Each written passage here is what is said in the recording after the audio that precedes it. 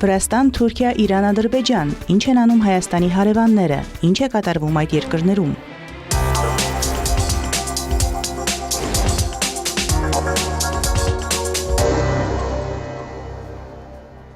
Վրաստանի վարչապետ Իրակլի Կոբախիձեն շնորհավորել է Վրաստանի քաղաքացիներին մայրենի լեզվի օրվա առթիվ։ Կոբախիձեի խոսքով վրացերենն ինքնության, ոգեղենության եւ միասնության խորհրդանիշն է։ 1978 թվականի ապրիլի 14-ը մեր պատմության նշանավոր տարեթվերից մեկն է։ Վրացերենը պետական լեզվից զրկելու խորհրդային կառավարության մտադրությանը հետևեց վրաց հասարակության հայրենասիրական արձագանքը, որը ստիպեց խորհրդային կառավարությանը փոխել որոշումը։ Վրացերենը մեր ինքնության, հոգևորության եւ միասնության խորհրդանիշն է։ Մայրենի լեզվի կապակցությամբ իր շնորհավորական ուղերձն է հղել նաև Վրաստանի նախագահ Միխեիլ Կավելաշվիլին։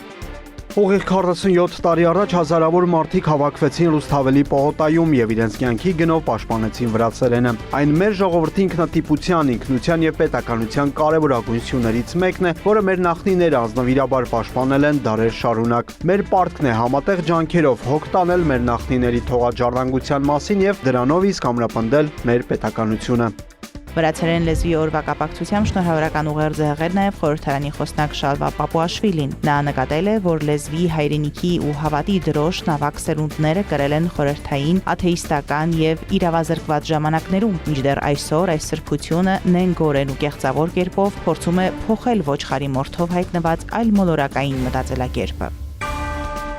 Ռուսաստանը չնայած Աբխազիայի եւ Հարավային Օսիայի հարցում Վրաստանի դիրքորոշմանը պատրաստ է զարգացնելու փոխշահավետ գործակցություն, այդ թվում դիվանագիտական հարաբերությունների վերականգնում, Իզվեստիային տված հարցազրույցում հայտարարել է Ռուսաստանի փոխարտգործնախարար Միխայիլ Գալուզինը։ Մենք ցավում ենք, որ Վրաստանի ղեկավարությունը շարունակում է կապել դիվանագիտական հարաբերությունների վերականգնումը Աբխազիայի եւ Հարավային Օսիայի վերաբերյալ մեր դիրքորոշման հետ, բայց մենք պատրաստ ենք շարունակելու համակողմանի զարգացնել փոխշահավետ գործակցությունը Վրաստանի հետ։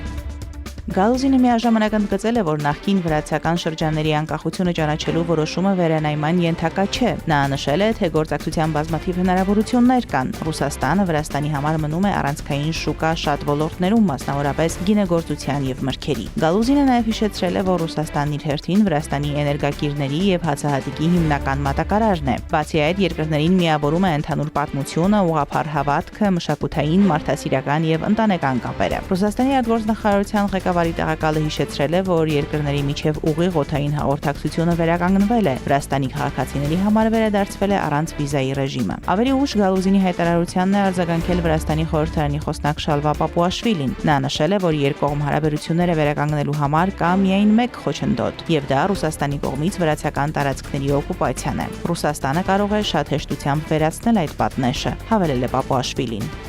Հենց որ մենք հայլեր նկատենք այդ խոչընդոտի վերացման ուղղությամբ, հարաբերությունների վերականգնումը անշուշտ հնարավոր կլինի։ Մենք սպասում ենք հայլերի։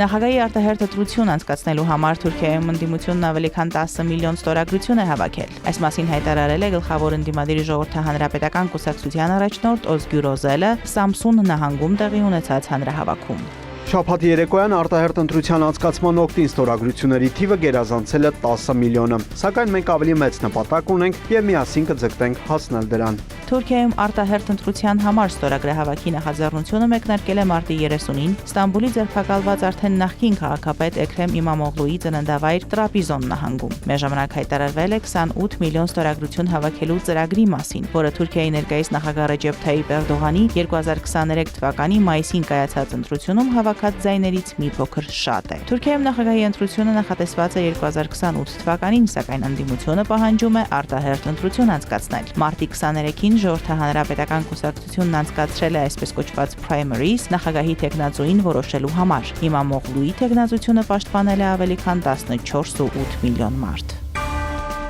Թուրքիայի նախագահ Ռեջեփ Թայիպ Էրդողանը մտադիր է այցելել Սիրիա եւ դա կանի հարմար պայմաններում, այս մասին հայտարարել է Թուրքիայի արտաքին գործերի նախարար Հաքամ Ֆիդանը։ Թուրքիայի նախագահն ունի նման ցանկություն, մենք աշխատում ենք այցի նախապատրաստման ուղղությամբ, երբ համապատասխան պայմաններ լինեն, այն կկայանա։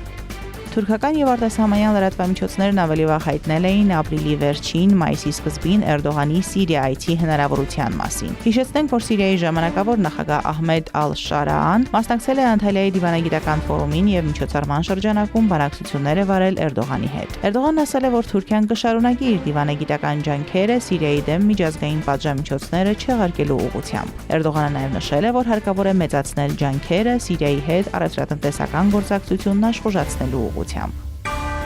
Մոտ 650 մարդ է դուրս եկել Բեռլինի փողոցներ բողոքելու, ինչպես իրենք են հայտարարել, Թուրքիայի ինքնակալության դեմ։ Ցուցարարները դատապարտել են Թուրքիայում նախագահ Էրդողանի կողմից ընդդիմության դեմ իրականացված գործողությունները։ Բեռլինի քաղաքապետարանի մոտ բողոքի ակցիան կազմակերպել է 28 թուրքական ասոցիացիաների դաշինքը, որն իրեն անվանում է Թուրքիայում ժողովրդավարության բեռլինյան հարթակ։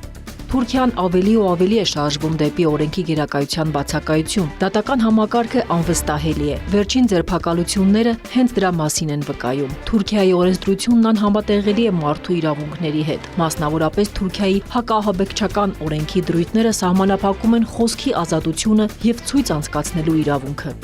Թուրքական արմատներով մոտ 3 միլիոն մարդ ապրում է Գերմանիայում։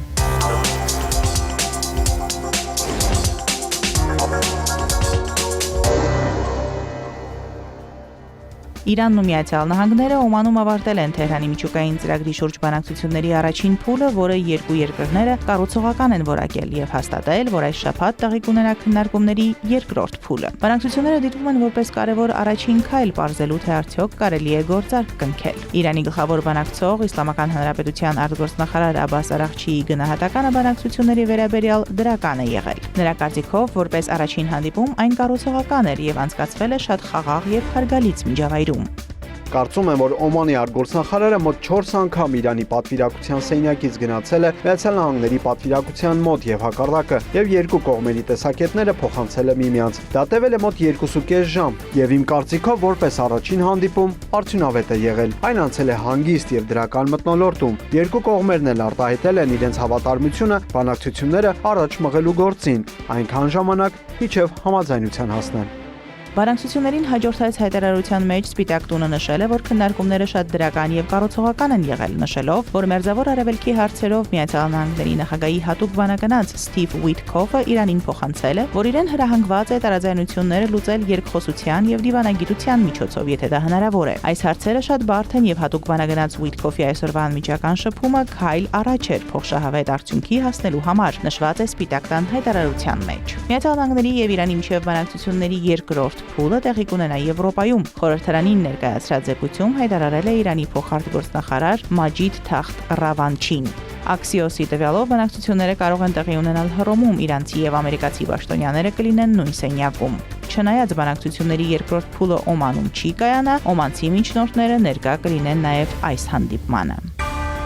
Միացյալ Նահանգների նախագահ Դոնալդ Թրամփը բավականին լուրջ է տրամադրված, երբ ասում է, որ ի թիվս այլ բաների կարող է ռազմական միջոցներ կիրառել, որպեսզի Իրանը չկարողանա միջուկային զենք ստեղծել։ Այս մասին Fox News-ին տված հարցազրույցում ասել է Պենտագոնի ղեկավար Փիթ Հեքսեթը։ Եթե մենք չկարողանանք լուծել այս խնդիրը բանակցությունների սեղանի շուրջ, ապա մի շարք տարբերակներ ունենք, այդ թվում Պենտագոնի ներգրավման, որպեսզի Իրանը երբեք միջուկային ռումբ չունենա։ Հեքսեթը նաև հավելել է, որ Միացյալ Նահանգները հույս ունի, թե բանը դրան չի հասնի եւ նշել է, որ շաբաթ օրը Օմանում Վաշինգտոնի եւ Թեհրանի միջև իր խոսքով անուղղակի բանակցություններն արդյունավետ են եղել։ Միաժամանակ Դոնալդ Թրամփը հայտարարել է, որ ակնկալում է Իրանի վերաբերյալ շատ արագ որոշում կայացնել։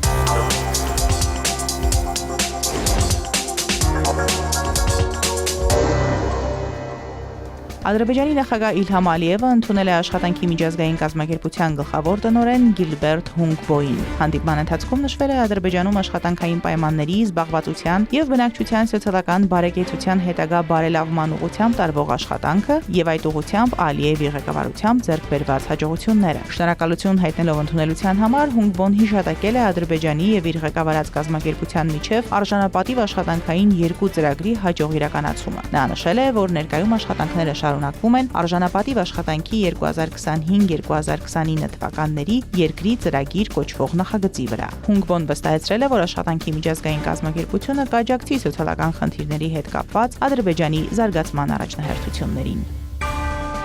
Ադրբեջանի պետական վիճակագրական կոմիտեի հրապարակած վերջին տվյալների համաձայն Ադրբեջանում գնաճը կրկին արագանում է։ Կոմիտեի ամսական վիճակագրական հաշվետվությունը ցույց է տվել, որ 2025 թվականի մարտին սպառողական գներն աճել են 5.9%-ով 2024 թվականի մարտի համեմատ։ Պարենային ապրանքները, խմիչքները եւ ծխախոտը թանկացել են 6.10%-ով։ Ոչ պարենային ապրանքները 2.8%-ով, իսկ բնակչությանը մատուցվող վճարովի ծառայությունները 7.5%-ով։ 2025 թվականի փետրվարի համեմատ մարտին գնաճը կազմել է 0.6%։ Վիճակագրական կոմիտեի զեկույցում ասվում է նաև, որ սննդամթերքի, խմիչքների եւ ծխախոտի սպառողական գների ինդեքսը նախորդ ամսվա համեմատ աճել է 1.2%-ով, իսկ հունվար-մարտին նախորդ տարվա նույն ժամանակահատվածի համեմատ 5.7%-ով։ Մարտին թանկացած մթերքներից են միրգ բանջարեղենը, հացը եւ այլուրից ստացված այլ ապրանքներ՝ միսը, կաթն ու կաթնամթերքը։ Արտաքին առևտրաշրջանառության վերաբերյալ կոմիտեի հունվար-փետրվար ամիսների հաշվետվության համաձայն այս ժամանակահատվածում արտաքին առևտրի ընդհանուր ծավալը եղել է մոտ 8 միլիարդ 211 միլիոն դոլար։ Դրանցից շուրջ 4 միլիարդ 73 միլիոն դոլարը եղել է արտահանումը, իսկ 4 միլիարդ 138 միլիոն դոլարը ներմուծումը։ Այսպիսով արտաքին առևտրի հաշվեկշիռը եղել է բացասական՝ -64.8 միլիոն դոլար։ 2025 թվականի հունվար-փետրվարին Ադրբեջան ցորենի ներմուծումն ավելացել է 39.11%-ով 2024 թվականի նույն ժամանակահատվածի համեմատ։ Կարագի եւ այլ կաթնամթերքի ներմուծումն աճել է 79.8%-ով, շաքարավազինը 86.8%, թեյինը 72.9%-ով։ Մարոտ Հարվերդյան, հարևաններ։